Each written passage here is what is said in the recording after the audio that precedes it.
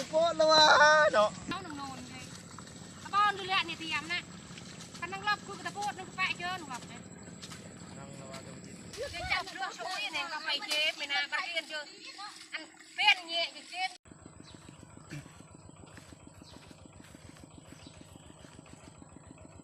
กาสบายดีและก็สวัสดีพี่น้องปองปายหมดสู่ขู่สู่คนบ่ว่าพังไทยหรือว่าพังลาวและ MC ทุกคนยินดีต้อนรับเข้าสู่ซ่องบ่าวคำพงบ้านนาคือเก่าคือเดิมพี่น้องมื้อนี้กลับมาพบกันคือเก่าในบรรยากาศตอนสวยๆพี่น้องเอ้ยมื้อนี้จะพาทุกคนไปเบิ่งวิถีชีวิตการเป็นอยู่ของชาวชนบทพี่น้องแบบด้อยพัฒนามาเบิ่งชาวชนบทของชนเผ่าบรูพี่น้องไปเบิ่งหารับจ้างโลกก้ามือนี้กับพี่น้องไปเบิ่งน้ำกันพี่น้องมา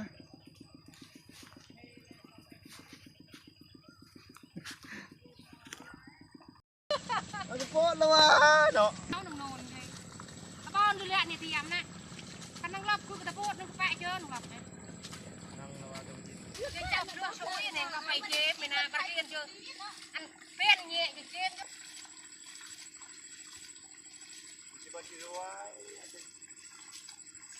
ไทยคือเจอพี่แม่น้อยเลยบ้านนี้ก็จะเป็นตาที่สองพี่น้องมาเบิ่งน้ำกันเลยพี่น้องกล้ากับยาวพี่น้องเอ้ยตอนนี้กำลังแข่งขันกันทุกคนโลกว่าไพ่สิได้หลายได้น้อยพี่น้องเพราะว่าโลกเอาเงินพี่น้องโลกกากองก้นตีกำลังบุกกำลังบืนมาเบิ่งทางนี้อีกทางนี้โบจักนั่งโบจักยืนพี่น้องเอ้ยกำลังบุกตอนนี้ฮะ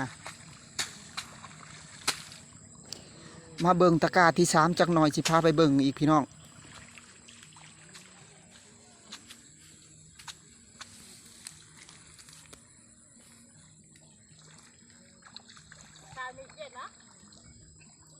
มันล็อกรถอะไรเงี้ยมันจะกาหากลมไม่แล่ยมในขมืออะไรเงี้ยเจ้าเนาะเอาโลดทำอะไรเนาะจะเอาโลดแล้วเนาะบ่ได้เงินนั่นแหละเงินเขาบ่ให้แล้วชาติแหละพอกาดสมงามเถอะ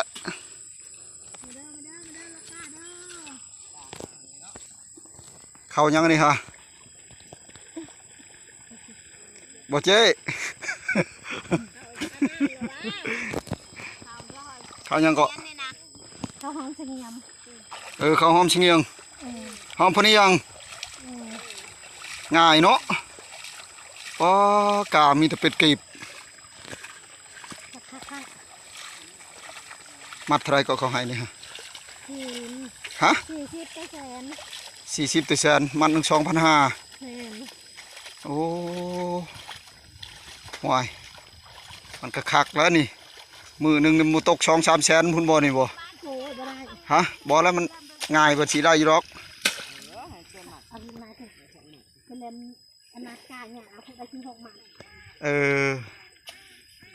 กาหญ้าบ่นะฮะโอ้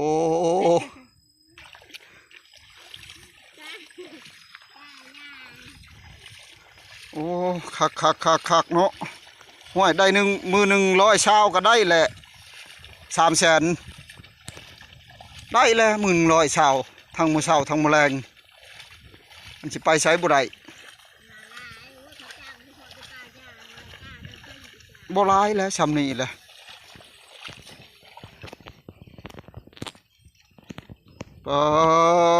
โถ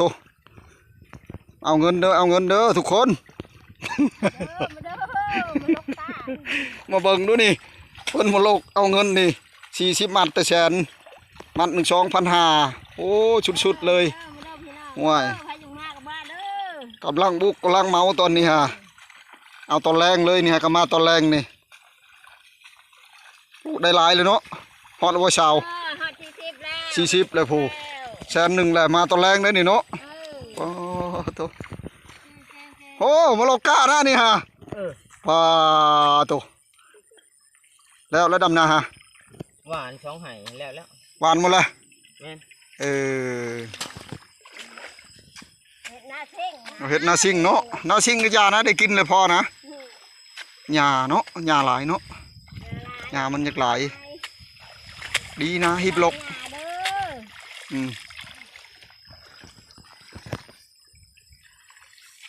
กำลังลงมือพี่น้องกำลังปักดำเขานาปีคนงานอืดบ้านเฮาบ่อยากมีแต่แบบนี้เลยพี่น้องเอ้ยคันยามเกี่ยวคันใครอยู่ยามดำนี่บ่ค่อยมีขนาดมัด1,2,500แล้วนี่บ้านเฮาวันเท่าไรเขาจ้างอยู่พี่วันเท่าไรนี่ฮะวัน150,000ผู้บางคนว่าวัน200,000เลยวะ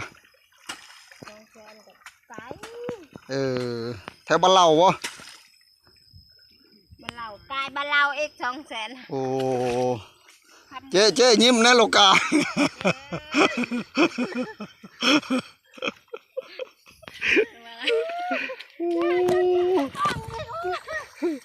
โอ้เจ๊ใหญ่ใจดีเฮ็ดหน้าซิงแล้วเอาเงินอย่างเดียวอ่ะหอยมันดีเลยเฮ็ดหน้าซิง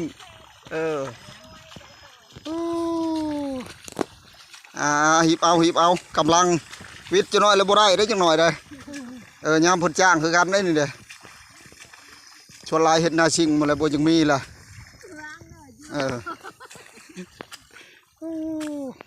โอ้บรรยากาศกัดคักพี่น้องมื้อนี้ฮะบรรยากาศห่มคือฝนสิตกในมื้อนี้ฮะมาลกกาตามุงแบบบ้านไห้บ้านนาเฮาพี่น้องเอ้ยโอ้ยบรรยากาศคักหลายอยู่บ้านไห้บ้านนาเฮาแบบธรรมชาติสดๆเลยตอนนี้ตอนนี้ก็กำลังขมุกขมุมแหละทางชาวนาเฮาตอนนี้กำลังบุกบ่าวคำพงก็กำลังบุกคือกันพี่น้องกำลังลงมือดำคือกันเอาไว้มื้อนี้เอา300,000โลดมื้อนี้หัน